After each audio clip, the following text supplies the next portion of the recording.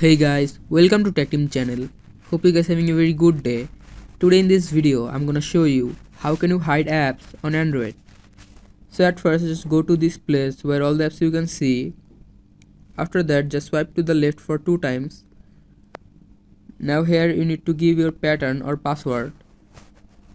After giving the pattern or password, just click on the bottom blue button, Add Apps option. After clicking it, now just hide as many as apps you want, just like I'm hiding. Just click on the apps like this.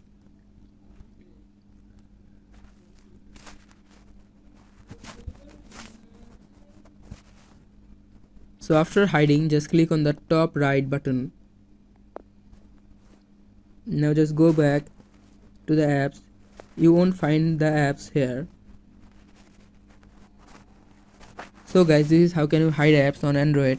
Hope you find this video helpful. If you found this video helpful, then give a thumbs up and don't forget to subscribe the channel. Thank you so much for watching the video.